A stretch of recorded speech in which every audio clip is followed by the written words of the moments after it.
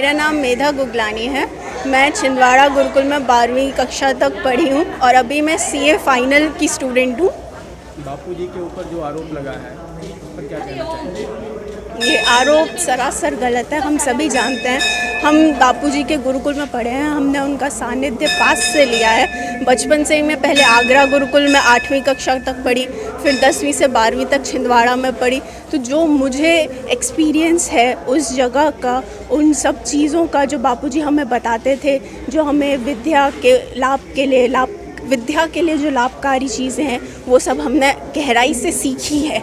और बापूजी के हर नियमों का जो पालन किया है, उससे जो फ़ायदा हुआ है हमें, वो कह के भी हम कह नहीं पाएंगे, इतना अच्छा फ़ायदा है। मैं खुद जो 12वीं में मैं टॉपर रही हूँ छिंदवाड़ा गुरुकुल की, और वो सब मैं कहना चाहूँगी कि बापूजी की जो सिखाई हुई चीज़ें हैं उसका धन्यवाद है। उसी की वजह से मैं आज यहाँ तक पहुँची हूँ, पढ़ाई में इतनी अच्छी हुई हूँ।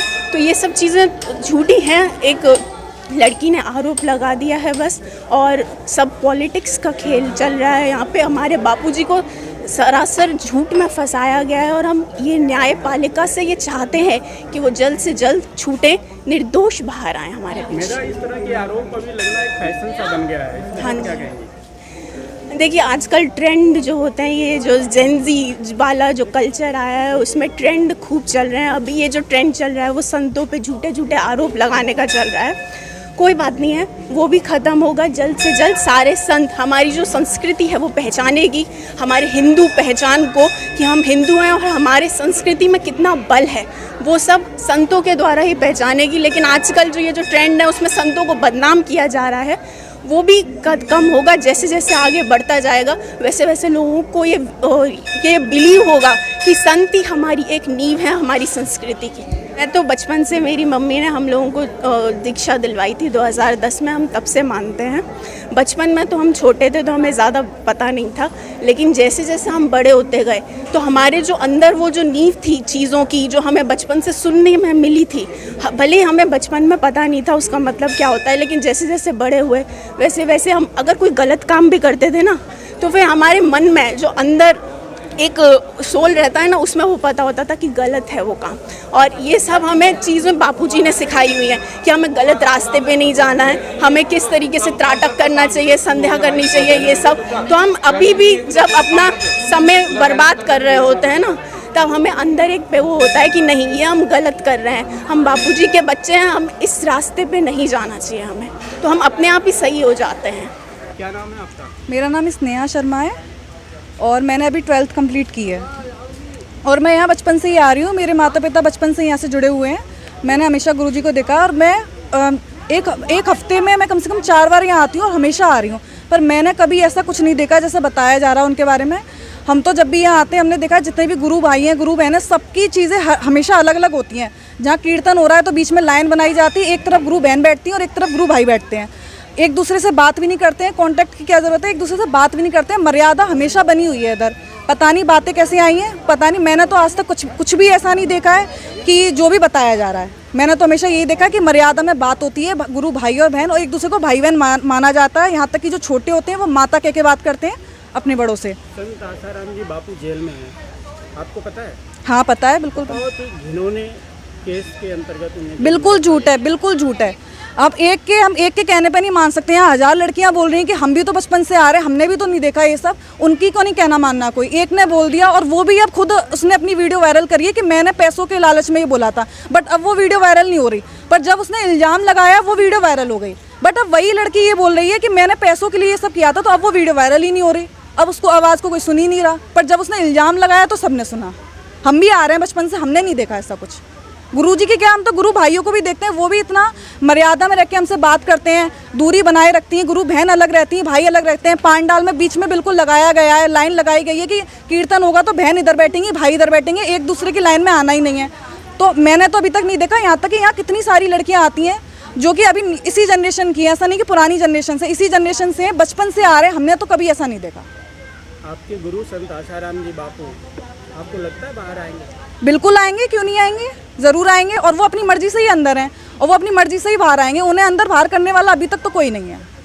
क्या नाम है आपका? मेरा नाम है एडवोकेट नीता ईरानी।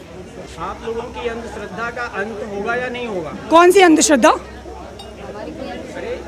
घिनौने आरोप के तहत आपके गुरुजी जेल में हैं, सेशन कोर्ट ने सजा भी सुना दी है, ये अंधश्रद्धा नहीं है? तो आरोप के तहत इनको सजा ठाकुर जी, के पीछे भागना।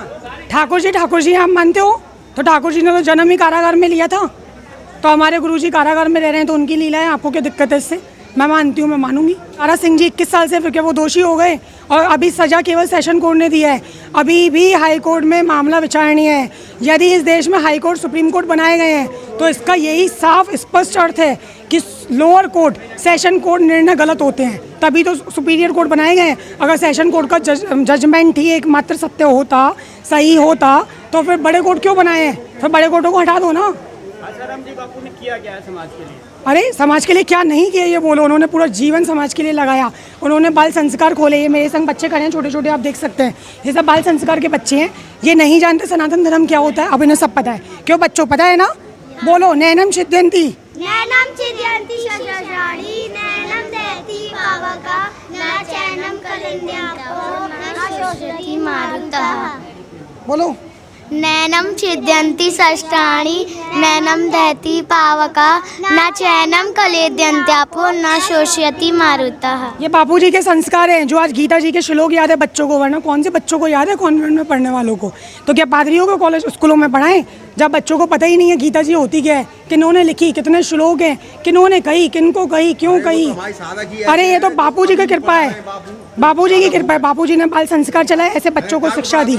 ये आपके सामने एक छोटा सा उदाहरण है। बापूजी ने युवा सेवा संघ बनाए, जो युवा सेवा संघ व्यसन, मांस, मदिरा आदि से लोगों को बचाते हैं, जाके जगह जगह प्रेरित करते हैं, सेवा करते हैं समाज की। बापूजी ने महिला उत्थान मंडल बनाया, जहाँ गृहिणियों को कैसे गृहस्थ जीवन जीना चाहिए, कैसे दिव्य शिशु संस्कार, कैसे गृहिणियों को जगह जगह जाकर के महिलाओं को जागरूक करना, कैसे झांसी की रानी की तरह नारी तू नारायणी। किसी संत ने नारी को नारायणी बोला? हमारे बापूजी ने नारी को नारायणी बनाया है। तो आप बताइए बापू ने क्या नहीं किया? सबसे बड़ी बात, बापूजी ने उड़ीसा में 10 लाख हिंदुओं का घर वापसी करा के उन्हें हिंदू बनाया। जिसकी जलन ईसाइयों को शायद हो चली, जिसकी जलन शायद मिशनरियों को हो चली, जिसकी जलन शायद सत्ता में बैठे लोगों को हो चली कि बापू इतने फेमस कैसे हो रहे हैं। अरे अपने बूते पे फेमस हो ना, क्या बापूजी को अंदर रख करके फेमस होने का प्रयास कर रहे हो? मैं तो ये कहती हूँ कि हमने हिंदू सरकार को वोट दिया, क्यों दिया? कि हमारे संतों की रक्षा करोगे। लेकिन आपने क्या किया? 9 साल से हमारे बापू अंदर है, 21 साल से दारा सिंह जी अंदर है, क्या कसूर है उनका? नरेंद्र मोदी सरकार से क्या मांग रहे हैं? यही मांगे कि हमारे बापूजी को सम्मान स्वस्थ रिहा किया जाए। यदि हमारे बापूजी को आपने रिहा किया तो मैं 2024 में अपने संग 500 वोट लाऊंगी मोदी सरकार के, अपने संग अकेली, और अगर नहीं लिया तो 500 लेके जाऊंगी। खुलेआम बोल रही हूँ, मैं जुडिशरी की तैयारी कर रही हूँ, और इसी सत्ता में आकर के जो अभी इतना भ्रष्टाचार चल रहा है ना, इसे मिटाने का मेरा संकल्प है, और ये बापू की बेटी पूरा करेगी। आना जाना सुबह से ही चालू है, बल्कि सुबह ब्रह्म मुहूर्त से चालू है, और अभी तक आना जाना सभी गुरु भाइयों का आना जाना लगा है, और रात तक मैं समझता हूँ लगा रहेगा। क्योंकि ये वो पर्व है, गुरु और शिष्य का वो संबंध है जो शिष्य इस पर्व के लिए वेट करता है। जैसे अगर मैं कहूँ, जो विधवा स्त्री है ना, वो कितना भी श्रृंगार कर ले, लेकिन उसके श्रृंगार का कोई महत्व नहीं है। विधवा स्त्री अगर श्रृंगार करती है तो उसके श्रृंगार का कोई महत्व नहीं है। ऐसी जिनकी लाइफ में सद्गुरु नहीं है, तो उनकी लाइफ में जो भी पूजा पाठ वो करते हैं लगता तो है, लेकिन उतना महत्व नहीं है। जैसे कोई नाविक है, नाविक नहीं है, और कोई भी हम लोग जैसे नाव में बैठ गए और नाव चल रही है, तो अगर कोई नाविक नहीं होगा तो नाव कहाँ जाएगी? किसी पे अगर नाव चलाना नहीं आता। ऐसे ही आध्यात्मिक रास्ते में हमारे जो ब्रह्मज्ञानी महापुरुष जो हमें मिले हैं बापूजी के रूप में, तो हम लोग अपना जीवन धन्य बना रहे हैं यहाँ पर आकर के। यहाँ पर हम लोगों को मालूम है यहाँ सेवा का कितना महत्व है, सेवा करने से हम लोगों की कितनी अंदर की कितना विकास होता है हम लोगों का, तो एक डायरेक्शन मिलती है। और वैसे भी युवा सेवा संघ के माध्यम से जितने भी युवा हैं उनको एक संस्कारी नेतृत्व और एक अच्छी दिशा मिलती है यहाँ पर आकर के। इस पावन पर्व पर हमने सभी साधकों ने सब हर्षोल्लास से मनाया। आज ऐसा लगा ही नहीं कि हमारे बापू यहाँ पर नहीं हैं, लेकिन आज ऐसा प्रतीत हो रहा था कि वो हर जगह, हर कण कण में व्याप्त हैं। इतना हर्षोल्लास से, इतने जगह के आज यहाँ साधक भाई बहन आए थे, इतना हर्षोल्लास से ये त्यौहार मनाया गया है, और आज सबों के मन में इतना आनंद, वही सब कोई नृत्य कर रहा है, कोई झूम रहा है, कोई गा रहा है, इतना आज आनंद आया। आज वही लगा कि बापू हमारे व्यासपीठ पर विराजमान हैं, और हम सभी इसका इतना आनंद लिया। आज हमारे मन में शांति और जो हमें आने चाहिए हमारे अंदर गुण, आज वही हमें सब देखने को मिला। और यही सोच सोच के अब यही है कि बापू जल्दी से आए वापस और वही व्यासपीठ पर विराजमान होकर आज वही उनका हम दर्शन करना चाह रहे हैं। बस यही आशा है कि यहाँ जो प्रधानमंत्री और ये अपने गृह मंत्री हैं, प्लीज़ रिक्वेस्ट है कि आप प्लीज़ ध्यान दीजिए। 10 साल हो गए जो कोई बिना किसी कसूर के वो जेल में है। क्यों? अभी मैं परसों जोधपुर गई, बिलीव नहीं करोगे कि वहाँ हज़ारों की संख्या में साधक बैठे थे। बस यही, हम लोग इतनी दूर दूर से आए थे और 400 मीटर की दूरी में बापू थे, लेकिन हम जा नहीं पाए। इतना अंदर से लगा आज बापू पास में, लेकिन हम दर्शन नहीं कर पा रहे हैं। यहाँ अपना घर है, संसारी घर को छोड़ के परमात्मिक द्वार मेरे गुरु जी का, मेरे पिताजी का, परम पिताजी का, यहाँ यही तो एक सच्ची जगह, सच्ची जो ज़िंदगी की थोड़ा जीवन का वो है, जो समय एक एक पल जो है, जो सत्यता में है, सदुपयोग में है, वो यही तो है। आपने देखा होगा केवल हिंदू संतों के लिए जेल क्यों हो रही है, बाकी ईसाई मुस्लिम ये सब के सब क्या दूध के तो है। आप इसको अब्दुल्ला बुखारी को जानते होंगे, जो जामा मस्जिद का इमाम था, उस पर जो 61 से ज़्यादा गैर जमानती वारंट हैं और 200 से अधिक संगीन केस हैं। उसके द्वार तक आज तक जो है कोई पुलिस नहीं पहुंची। ये क्या है? क्योंकि वो जानते हैं कि हिंदू संत जो है कुछ कहते नहीं, क्योंकि ये देश उनका है। अपने देश में वो कोई हंगामा नहीं कराना चाहते हैं, क्योंकि क्षति होगी, स्ट्राइक कराएंगे, तोड़ फोड़ कराएंगे तो हमारे देश की क्षति होगी।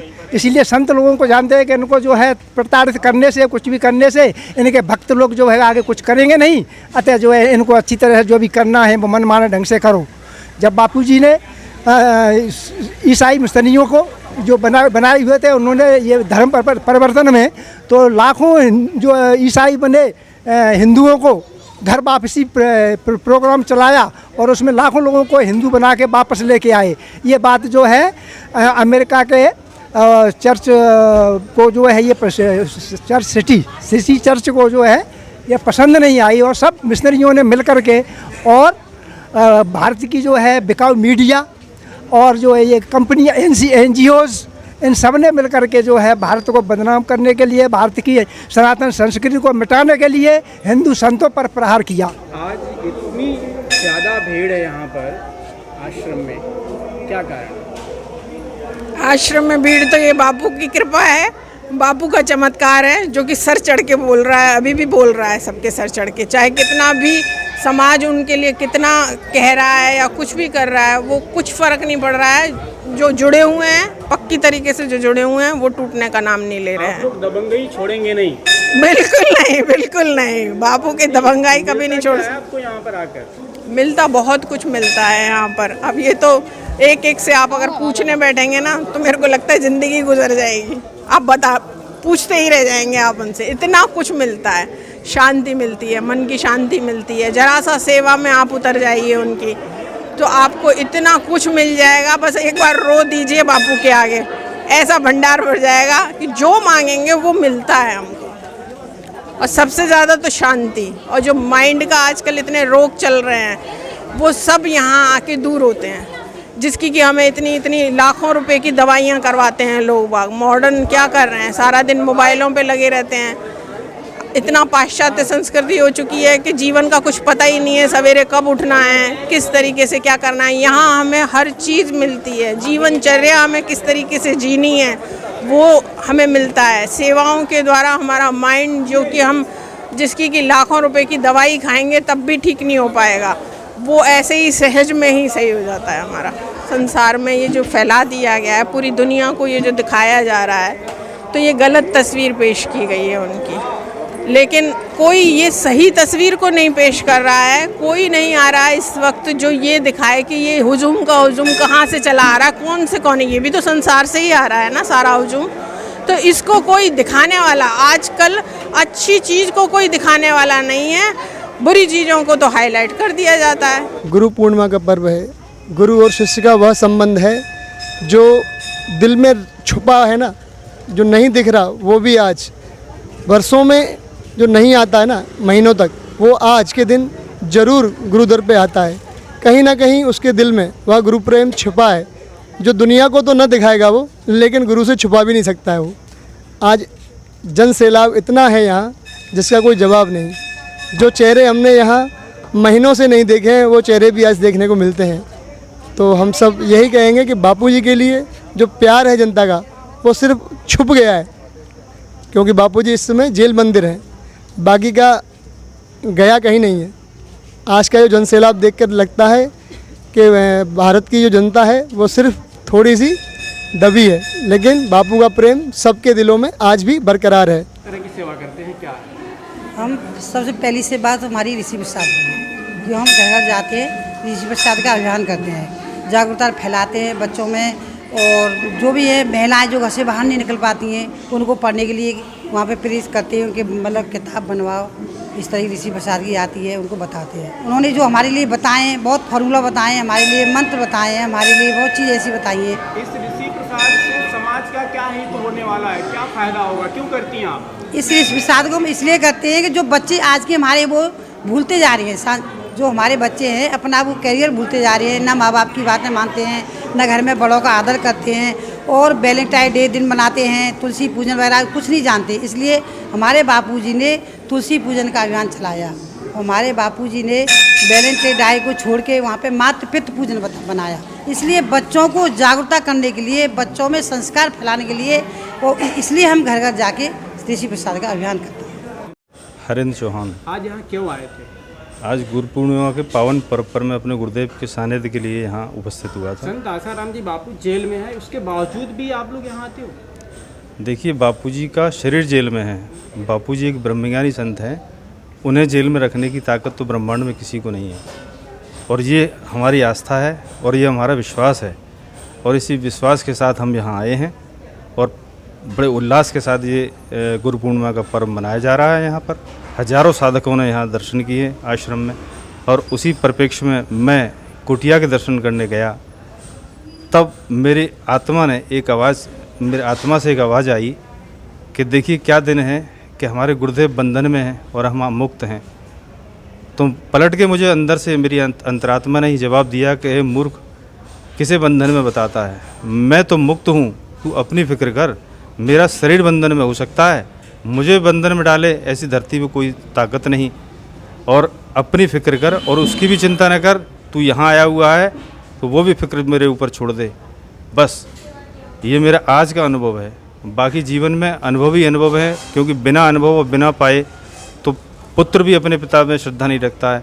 यहाँ तो हजारों लोग सिर्फ इस श्रद्धा के बंधन में बंधकर आते हैं, और सबसे बड़ी खुशी की बात तो यह है कि जो गुरु या माता पिता सामने होते हैं, आज कलयुग में लोग उनका भी सम्मान नहीं कर पाते हैं, और आज हमारे बापूजी पर इतने गंभीर इल्ज़ाम लगाए गए हैं जो कि कभी संभव नहीं, जिन्होंने हम जैसे लोगों को चरित्रवान बना दिया, आज उनके ऊपर इस तरीके के एलिगेशन लगाए गए हैं जो कहीं भी नहीं ठहरते हैं, सत्य से अत्यंत परे हैं। क्या नाम है आपका, क्या करते हैं? मैं यहाँ दीवानी कचहरी में हूँ, स्टेनो के पद पर कार्यरत हूँ, फास्ट ट्रैक कोर्ट में, और न्यायपालिका से पूरी तरह मेरे को परिचय है।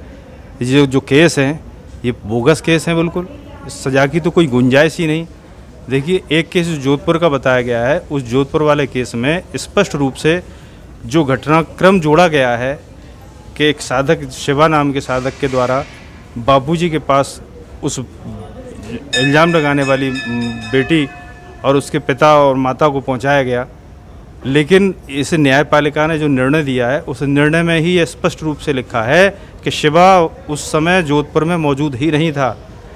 तो भाई, जब घटनाक्रम की कोई कड़ी ही नहीं जुड़ रही तो वो लड़की और उसके माता पिता में पहुंच कैसे गए? ये कड़ी वहीं टूट जानी चाहिए। जब सहयोग तो बरी हो गए जिनके द्वारा ये घटनाक्रम में सहयोग किया जाना बताया गया है, किसी की कॉल डिटेल आपस में नहीं मिली है, बिल्कुल बोगस केस है और निर्णय में भी कुछ नहीं है। और माननीय उच्च न्यायालय जिस दिन भी इस पर सुनवाई करेगा उस दिन बाइज्जत बरी होंगे बापूजी, ये स्पष्ट हमारा मानना है।